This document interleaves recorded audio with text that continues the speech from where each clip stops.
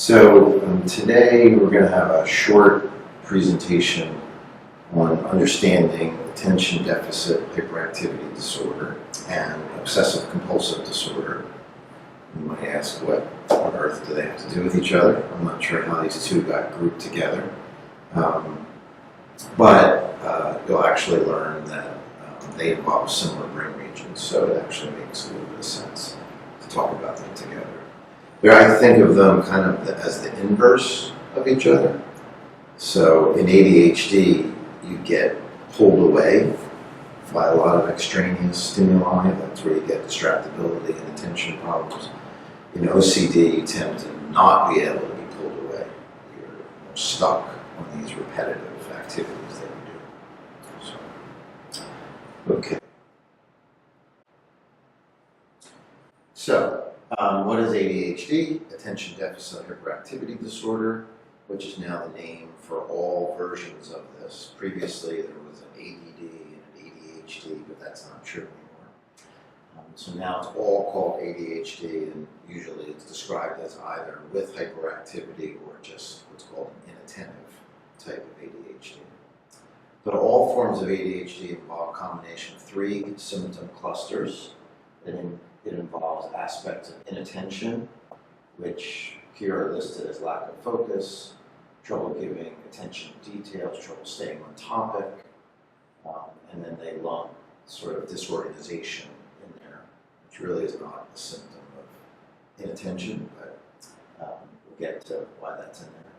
Aspects of hyperactivity, which would include forms of restlessness and fidgetiness and things of that nature. Moving around a lot, trouble staying quiet, trouble staying in your seat.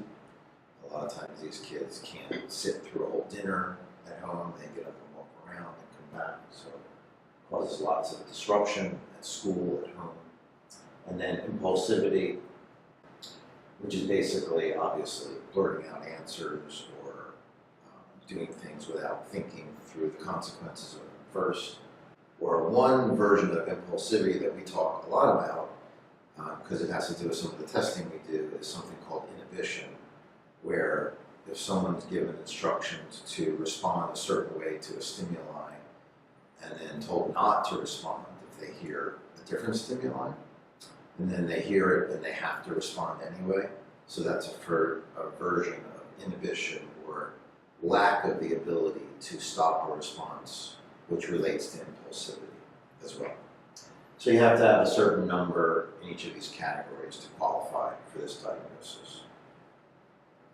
All of these diagnoses we're going to talk about, and every diagnosis in the DSM-5 is a diagnosis of behavior. So that means that you either describe, your parents describe, someone else describes, or someone observes a behavior. And based on that, they say you have or don't have those features. There's no quantification of it in behavioral diagnosis. There's no physiology, there's no psychological testing, there's no anything that's required for a behavioral diagnosis. A lot of us would pretty strongly disagree with that classification system, and we like to move towards the idea of measurement of symptoms and deficits with the type of testing we do, and measurement of neurophysiology, the brain function underlying all of that. And we're getting closer and closer in a lot of disorders to be able to know what that is. So hopefully someday that happens. So more specifically, these are the features of inattention, not paying close attention, having trouble sustaining attention, not seeming to listen to when spoken to directly, often doesn't follow through on instructions, often has difficulty organizing tasks, and so on. And then the symptoms of hyperactivity and impulsivity are grouped together, such as fidgeting, leaving seat, running around, unable to play, engage in leisure activities quietly, always on the go, talking excessively, blurting out answers, not being able to wait your turn, and so on. And you have to have at least 6 in criteria A1 and or A2 to get a diagnosis. So it's much more flexible than it has been in the past. And then underneath that green, you'll see that these symptoms have had to been present prior to the age of 12 to get a diagnosis of ADHD, which is still considered a developmental diagnosis.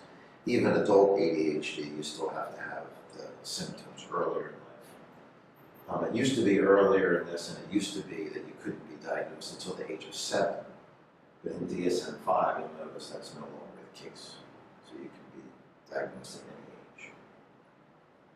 The criteria for the disorder are met in at least 2 or more settings, so it's not just at school or not just at home. And there must be clear evidence that it interferes with your abilities, someone's ability, to engage socially, academically, or occupationally. And then the symptoms do not occur exclusively during any psychotic disorder, or they're not better accounted by another mental disorder. That one's really important, because one of the biggest problems with the diagnosis of ADHD is that it's given without very comprehensive assessment very often, and it's given in the presence of other problems as well, such as an anxiety disorder, such as depression, such as emotional trauma, such as learning disabilities, such as autism, and on and on and on. So there's a real diagnostic dilemma in the case of ADHD. Most people that come in to us saying they have ADHD, I'd say about half the time either they don't have it, or they have what we call ADHD plus, which is ADHD with other comorbid problems. So on the right-hand side, you'll see this was a study actually published in JAMA Pediatrics on using questionnaire data. Parent filled out questionnaires and teacher questionnaires to assess the accuracy of ADHD. And they found the greatest level of accuracy was about 77%. So that includes, a physician interview and intake, either a parent or a teacher fills out these questionnaires, and then they render a diagnosis. So what does that mean? That means when you do those two things, in at least 23% of the cases, the diagnosis is wrong. So that's pretty important. That's a lot of people. On the left side, we did a study a long time ago, it's more than 10 years by now, where we looked at similar factors. So just going to a physician for an intake interview where they went through your history and symptoms and talked to parents, the diagnosis was only accurate 68% of the time. Looking at questionnaire rating forms was 72%, which is actually very close to what they found in this study as well. Looking at, you may be a little concerned about this, looking at a CPT test, which is just a test of attention only, the accuracy is still only about 68%. So that test by itself doesn't do a whole lot better than the intake interview in saying whether you have it or you don't. And why? Because you can have attention problems for lots of reasons. Because you do poorly on a test of attention doesn't necessarily mean you have ADHD. Then when we add neuropsychological testing to the picture, it goes up to 84%. And then if you add QEEG to the picture, it goes up to 90%. So that's just using those instruments by themselves.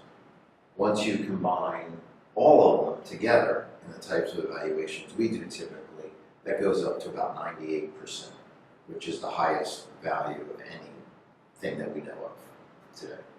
There's no blood tests for ADHD, there's no other type of physical test besides the QEEG, really is the only physiologic-based test to support that diagnosis.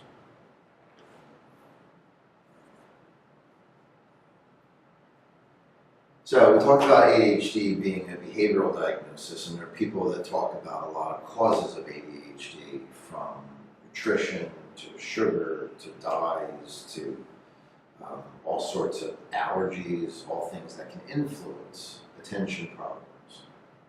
But what we've known for at least the past 10 to 15 years is that ADHD is a neurological disorder, basically. It's a neurodevelopmental disorder. And people that have this have very clear markers in neuroimaging and brain activity as to where those problems are. So, let's see if this works. You can see it on there. So the one you see on the left side is a PET scan, which measures glucose metabolism throughout the brain after it's injected into someone's arm or leg usually. And the brighter the colors, the greater the activity, and the theory is the greater the function of that person if they can generate those colors. So on the left-hand side, these are both looking from the side on what's called a sagittal view of the brain. So this is the back, the front, temporal lobes are there, parietal lobes up there. So these heightened activities you see here and here are good. This dark blue space is very, very not good. So that dark blue space corresponds to what's called the anterior cingulate gyrus, which many of you have heard us talk about before. That's a very critical area in both ADHD and OCD. And this is what happens to this person when they're asked to do an attention test. So you can see activity in many areas of the brain actually go down when they're supposed to be focusing more, but especially all over the front portion, in the front lobes. Okay? What you see down here is now an image from an fMRI study where they looked at activity in a normal control versus a group of children with ADHD. And what they found is that in an fMRI machine, when you're asked to pay attention to something, the anterior cingulate gyrus lights up, brightens up, and when in an fMRI, when it lights up, that means there is, again, blood flow to that part of the brain. That's what it's measuring. And what's called oxygenation. So that indicates that the anterior cingulate gyrus within the middle of the frontal lobes is the center in people that function normally and do well with attention and focus to help them perform that function. If you perform the same task in the same machine with someone with ADHD, that area does not light up. And what lights up instead, very interestingly, are areas deeper in the brain in the motor network system. So what happens when you ask a kid to pay attention? A lot of times they get more restless. So that corresponds directly with that. So they're actually using a part of their brain that's not meant for the purpose of paying attention, because the part that doesn't work as well can't work for them to perform that function. So they're trying to compensate for that in some way, but very often it doesn't work fully. And then the last one you see on the upper right hand side here is a QEEG examination. On the right hand side you see a non-ADHD brain. Hate that term, but so that would be a average or typically developing individual. This is at rest. This is not during an attention task. And the one you see here on the left is an example of someone with ADHD where they show right in that middle front area, which is right over that anterior cingulate area. So it's right up here. This example shows excess theta, which is a version of slowing of brain activity. So they have slowed processing in their brain. About 75% of all people with ADHD have this version of it. And when you give them stimulant medication like Ritalin or Concerta or Adderall, which makes the brain go faster, their symptoms improve. Okay. However, there's 25% of people with ADHD that have a different form of this. They either have what's called alpha activity or they have what's called beta activity, where their brains actually go too quickly. You give someone a stimulant medication, and the medication doesn't have eyes. It doesn't know what speed they're at, but it makes them go faster anyway. So if you make beta go faster, you actually make someone's attention problems worse. So many people that are given stimulant medication with that form of ADHD actually get worse and and have many, many more side effects, which is why it's not an answer for everyone.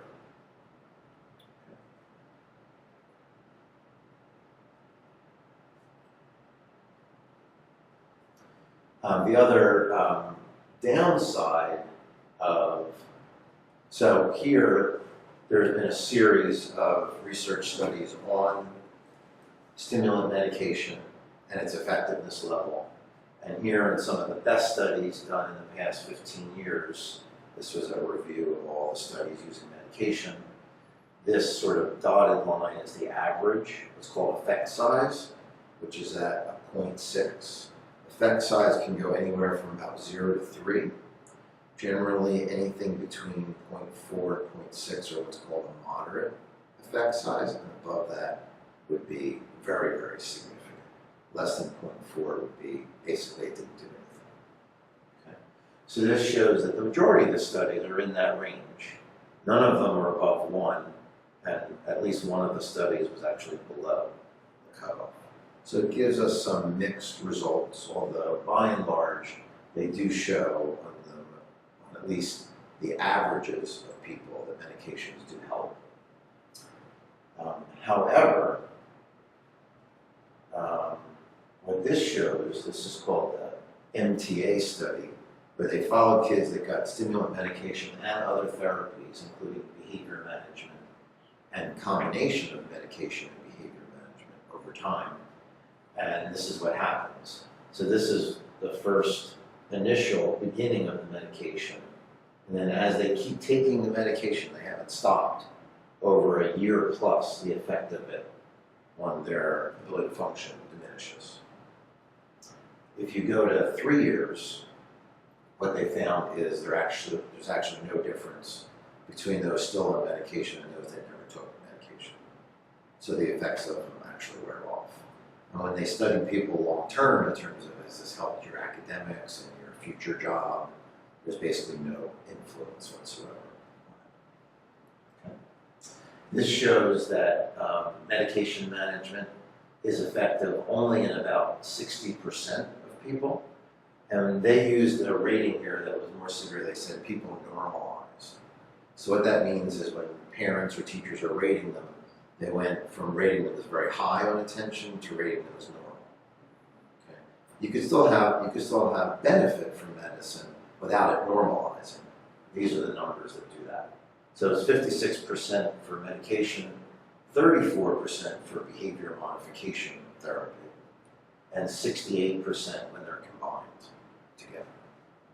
But again, you get the sort of wearing off of the effect over time. And then here, what you see are neurofeedback studies that have looked at similar issues. If you do neurofeedback, does that help the same symptoms? And the top studies are all the best studies that have been done for that. You've got one study above a 1 effect size, 2 of them about 0.6 to 0.8, and then the fourth, the original one, actually, by Monastra, is at about a 0.4, so that's on the milder end. But most of those studies do show an effect. The bottom 3 studies are all studies that included a neurofeedback group and a medication group. So what they did is they randomized people to 2 different groups. They gave one group neurofeedback, one group medication. After 3 months of each, they stopped them both, and then they measured the change afterwards. And what happens is in both groups, they improve. Their symptoms lessen when you stop them. And what this shows is that there was a 0 effect size when you compare the difference.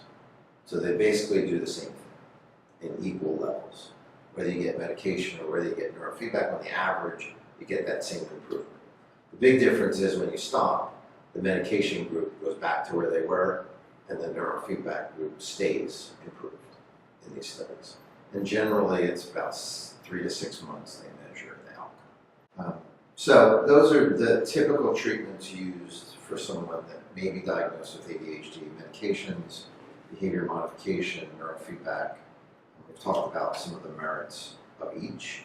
Of course, there are other strategies sometimes people employ. One strategy is to do nothing. ADHD is not life-threatening, so treatment isn't required. And there are also people that have used diets and that have used supplements like omega fatty fish oils have been shown to help improvement as well, so there are other things that can be done in addition. The neurofeedback is the only treatment we know of where there's a long-lasting change in effect. In every other type of treatment, you have to keep the treatment going as long as you want the treatment effect. So that means someone that would take medication and they're diagnosed at the age of 8, they would have to take medication for 30, 40, 50 years if they want that same treatment effect. And there's some pretty obvious concerns about doing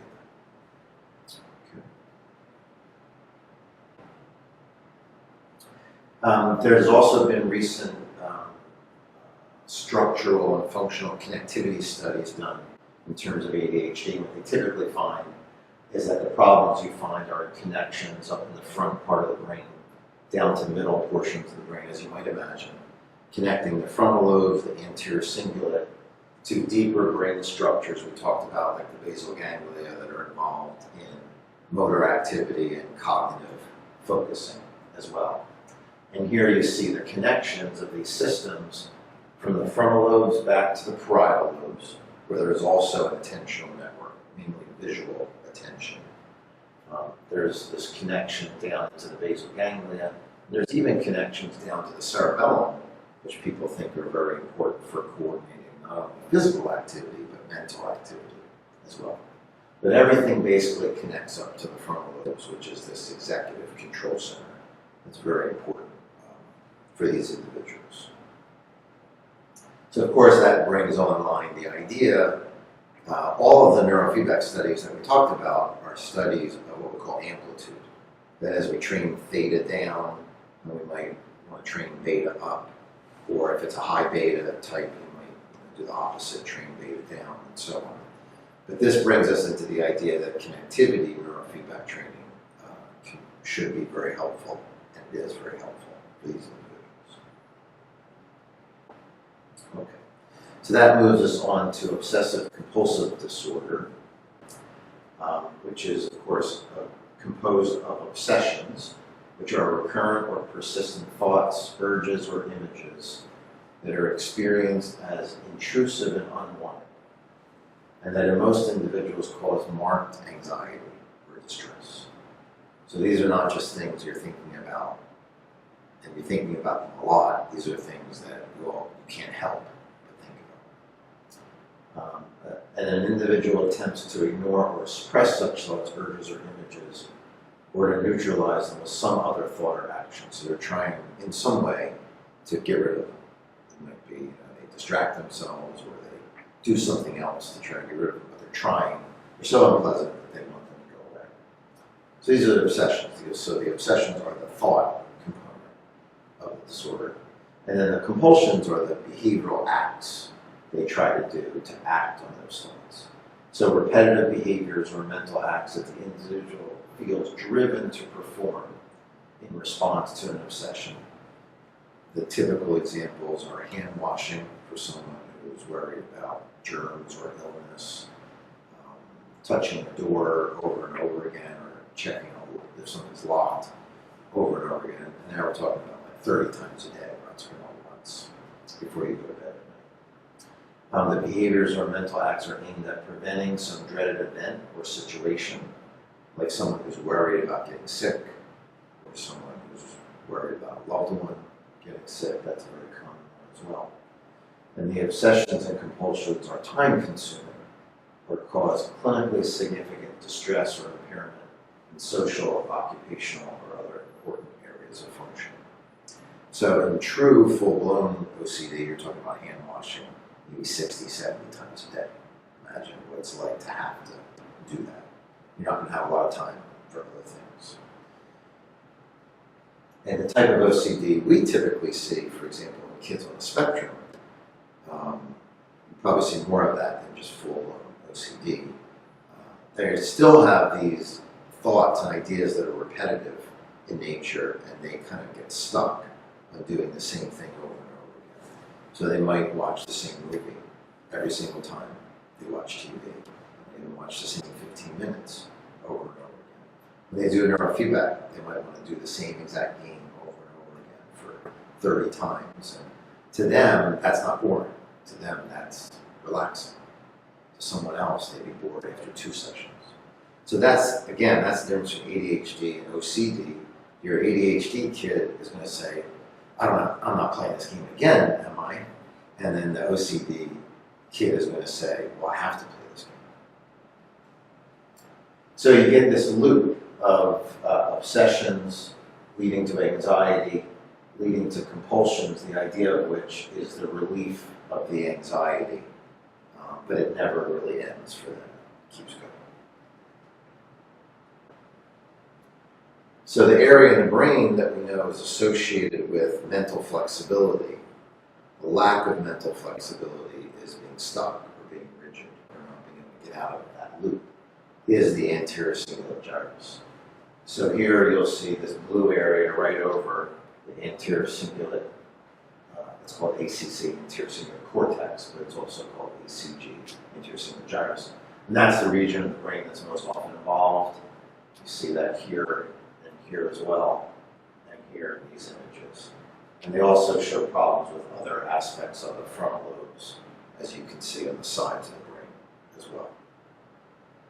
So the frontal lobes being that sort of control center and being sort of the seat of this flexibility, or the cornerstone of what goes wrong.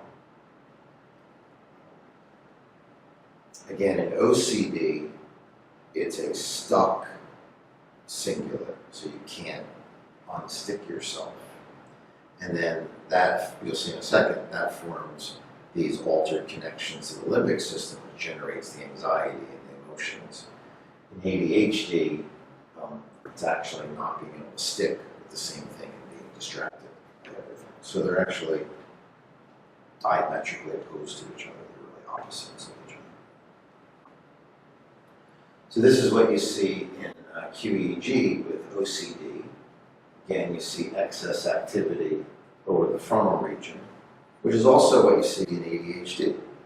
So there is some overlap there, and you have to use more specific types of analysis tools to really be able to tell the difference. But in OCD, it's very common to have excess beta activity over the frontal lobes, where in ADHD, it's more common to have theta activity. Now, that doesn't mean that's all you see.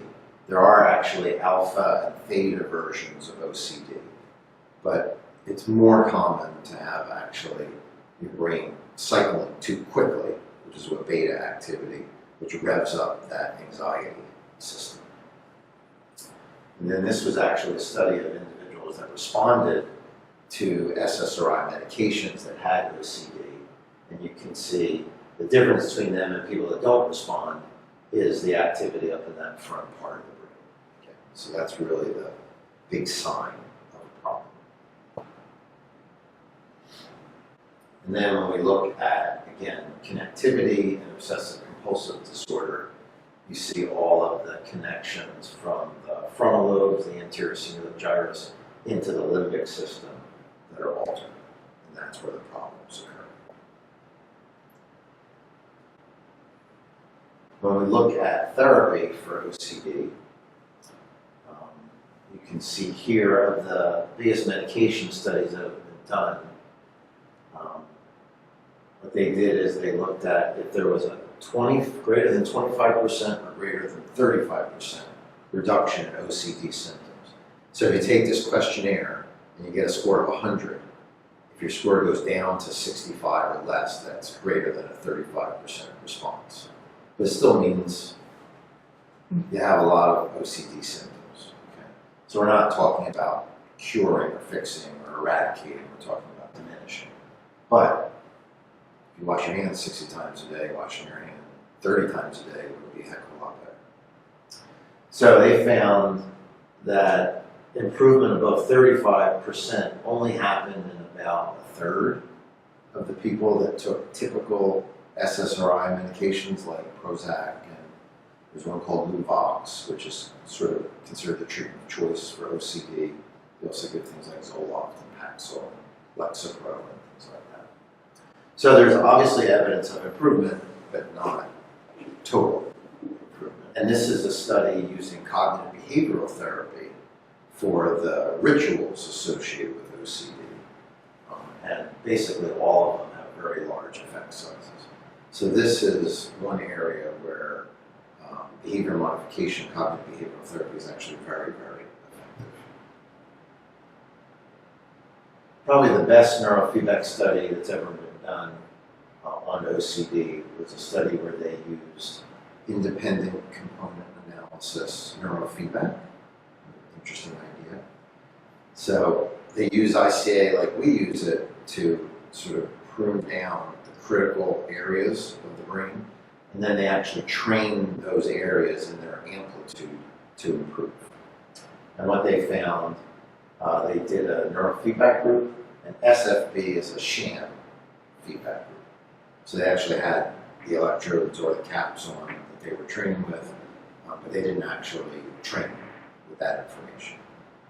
But in the neurofeedback group, they did. But the people in the groups couldn't tell which was which, basically. So the neurofeedback group, their symptoms diminished. In the sham group, their symptoms actually increased a little bit. Which is what tends to happen in sham groups, because they're not getting any benefit. They start to get worried, especially if you're an adult or a teen or someone who's more aware.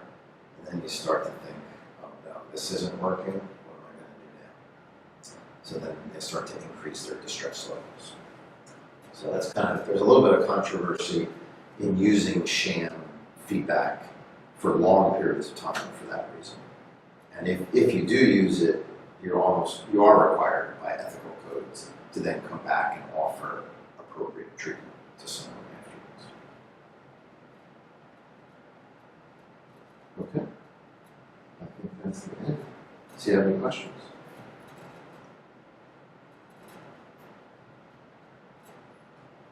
Right. Thank you.